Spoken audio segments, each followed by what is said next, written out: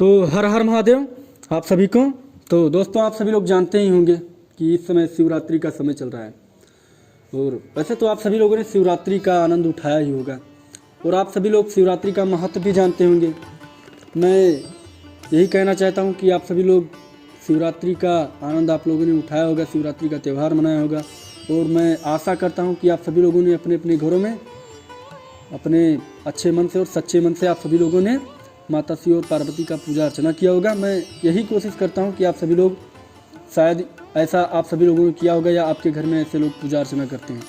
वैसे आप सभी लोग महाशिवरात्रि के बारे में बहुत लोग जानते होंगे, बट मुझे भी बताना भी ज़रूरी है कि महाशिवरात्रि का महत्व क्या है। मैं उतना ज़्यादा जानता नहीं हूँ, पर थोड़े बहुत मैं भी साथ उठा लेता हूँ यार, तो मुझे जानकारी हो जाती है। और अभी मैं आप सभी को महाशिवरात्रि के बारे में बताने से पहले ये बैकग्राउंड आप सभी लोग यहाँ का देख लो। बताने से पहले देख सकते हो मैं अपने गांव के सबसे प्रमुख और सबसे प्रसिद्ध मंदिर पर हूँ, जिसे हम बड़े प्यार से बुलाते हैं श्री समय माता मंदिर। और जहाँ पर अगर कोई हमारे आसपास का होगा तो वो लोग जानते होंगे, एटलीस्ट जो बाहरी होंगे वो नहीं जानते होंगे, लेकिन अब आप लोग जान लीजिए ज़रूर। तो ये हमारे गाँव का एक बहुत ही विशाल मंदिर है और मैं जिस जगह पर हूँ वो हमारे गाँव के श्री काली माता जी का मंदिर है। और ये जो मंदिर है ये श्री समय माता के नाम से प्रसिद्ध है। तो मेरा कहना यही था कि आप सभी लोगों ने मेरा जो आशा है, मैं जो आशा कर रहा हूँ कि आप सभी लोगों ने धूमधाम से, बहुत ही धूमधाम से महाशिवरात्रि का पर्व मनाया होगा और आशा करता हूँ कि भगवान आप सबकी हर मनोकामनाओं को पूरा करे और साथ ही साथ मेरा भी पूरा करें यार। तो कहा जाता है कि शिवरात्रि के दिन माता पार्वती और भगवान शिव का विवाह होता है, जिसे हम प्रेम विवाह कहते हैं। सभी लोग अधिक विद्वान यही कहते हैं। कोई कहता है कि उस समय महाशिवरात्रि के दिन उन्होंने विष पिया था समुद्र मंथन के समय, बट अधिकतर अगर जो मान्यता है हमारी इस महाशिवरात्रि के पर्व पर, तो सबसे ज़्यादा मान्यता यही है कि महाशिवरात्रि के दिन माता पार्वती और श्री भगवान शिव जी का विवाह हुआ था। और इस महाशिवरात्रि के इस फायदे के बारे में अगर आप सभी लोगों को बताऊं कि क्या क्या फ़ायदे हैं, तो वैसे भक्ति तो भाई मैं कहूँ भक्ति निस्वार्थ होती है, बट अगर कोई फ़ायदा देखता है तो महाशिवरात्रि के मैं फ़ायदे बता दूंगा आप सभी लोगों को। कि महाशिवरात्रि के फ़ायदे ये हैं कि महाशिवरात्रि के दिन एक रात्रि ऐसी आती है जिस रात्रि को आप सभी लोगों को जगना होता है, जो चाहे कि हाँ हमारी इच्छाएं पूर्ण हों, तो उनके लिए एक महाशिवरात्रि का दिन एक ऐसा रात्रि होता है, वो बहुत ही स्पेशल रात्रि होती है। और उस समय या तो आप भगवान की पूजा अर्चना कीजिए और या तो कुछ योगा बताया जाता है। वैसे मैं योगा नहीं जानता हूँ, लेकिन वो योगा इस तरह होता है कि जैसे एक प्रोसेस मैं आप सभी को बता दूँ योगा का, कि जैसे मान लीजिए हम सांस ऊपर की तरफ लेते हैं, ऐसे मतलब हम सांस ऊपर की तरफ लेते हैं। लेकिन महाशिवरात्रि के दिन जैसा होता है कि जब आप सांस के ऊपर लेते हैं तो जो प्राणवायु है, मतलब जहाँ से आप सांस ले रहे हैं, तो जो ऊर्जा होती है, आपकी जो एनर्जी होती है, वो यहाँ से होकर के सीधा आपके सर पर आती है, यहाँ तक आती है। यहाँ पर भी एक छिद्र होता है, शरीर के कई जगहों पर छिद्र है, मुझे नहीं पता है, बट इतना ज़रूर जानता हूँ कि यहाँ से यहाँ तक जो एनर्जी होती है वो यहाँ से यहाँ तक ऐसे दौड़ती है। बट महाशिवरात्रि के दिन इसका अपोजिट होता है, और इसका अपोजिट का मतलब ये नहीं कि कोई गलत होता है, एकदम बेहतरीन होता है। इस समय जब आप एनी टाइम, जब कभी अदर टाइम पर आप सभी लोग योगा करें तो जो वो होता है, जो एनर्जी होती है वो एनर्जी नीचे से ऊपर की तरफ बढ़ती है। बट अगर शिवरात्रि के दिन आप सभी लोग योगा करते हैं तो वो जो एनर्जी है वो यहाँ से रात्रि के समय में जब आप योगा करते हैं तो रात्रि के समय यहाँ से जो ये एनर्जी होती है सीधा आपके यहाँ तक लॉस होती है, लॉस नहीं होती है, मतलब यहाँ से यहाँ तक एनर्जी एंटर होती है और फिर ऐसे ऐसे दौड़ती है, मतलब अपोजिट केस में दौड़ती रहती है।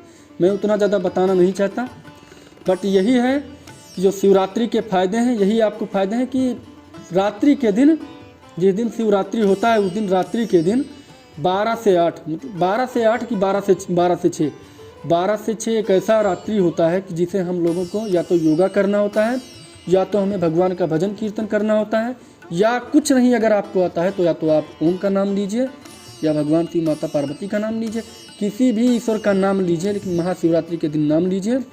और अगर आप सभी लोगों को योगा आता है, जैसा मैं जानता नहीं हूँ, बट अगर आप सभी लोगों ने देखा भी होगा कि शिवरात्रि के दिन कौन सा योगा किया जाता है, अगर उसके बारे में आप सभी लोगों को जानकारी होगी तो आप वो कीजिएगा।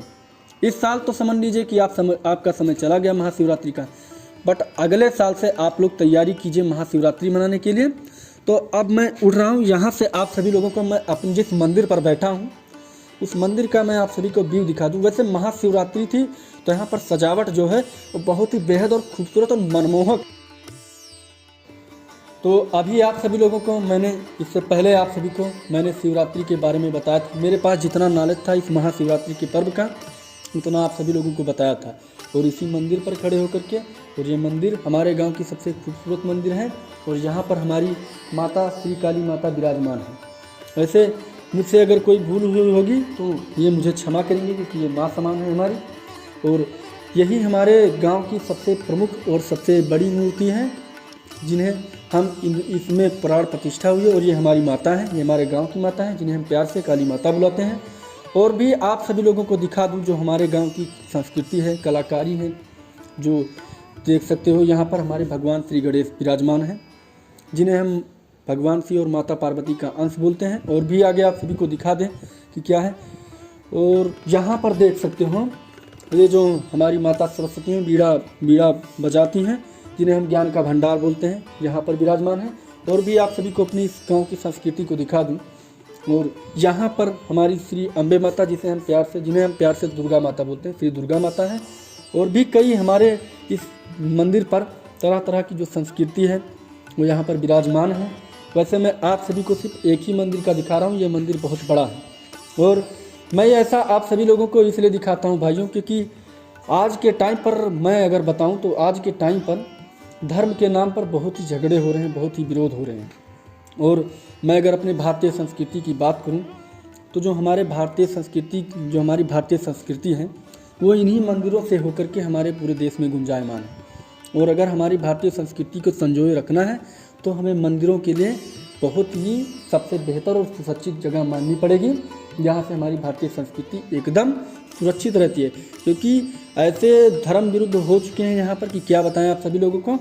समय ऐसा आ गया है कि हम लोग अपनी कल्चर, अपनी संस्कृति को छोड़कर, हमें अपनी भारतीय संस्कृति को छोड़कर हम अन्य देशों की संस्कृति को अपना रहे हैं, जो हम बहुत गलत कर रहे हैं। और साथ ही साथ अपने देश के साथ, अपनी संस्कृति के साथ और अपने आने वाले भविष्य के साथ खिलवाड़ कर रहे हैं। तो मैं ये कहना चाहता हूँ कि आप सभी लोग अपने कल्चर को रिप्रेजेंट कीजिए, ज़रूर कीजिए, क्योंकि nature, culture and future one of the most important है। अगर आप सभी लोगों को चाहते हो कि हम लोग सही ढंग से रहें तो कल्चर हमें सिखाती है कि हमें किस प्रकार से जीवन व्यतीत करना है, किस तरह से लोगों को बातें करना, उठना बैठना, किस प्रकार हमारे लाइफ की हर चीज़ निर्धारण कल्चर से है। कल्चर बहुत ही महत्वपूर्ण है, हमें दूसरों को हमें उसका विरोध नहीं करना चाहिए। सबसे प्रमुख बात नेचर, कल्चर एंड फ्यूचर ये बहुत ही महत्वपूर्ण है। मैंने इससे पहले आप सभी लोगों को अगले ब्लॉग में आप सभी को मैंने नेचर का व्यू दिखाया था, नेचर के बारे में बताया था कि किस प्रकार नेचर का दोहन हो रहा है। और इस बार मैं अपने गांव की इस मंदिर पर आप सभी लोगों को महाशिवरात्रि के बारे में बताकर, साथ ही साथ अपने देश की संस्कृति, अपनी भारतीय संस्कृति के बारे में आप सभी लोगों को बताकर कल्चर के बारे में रिप्रेजेंट किया। इसके बाद मैं आप सभी को जो अगला ब्लॉग दिखाऊंगा उसमें फ्यूचर के बारे में रहेगा कि कैसा हम लोगों का फ्यूचर रहेगा अगर हम लोग भारतीय संस्कृति का और अपने नेचर का और अपने कल्चर का बेहतर से ध्यान रखेंगे।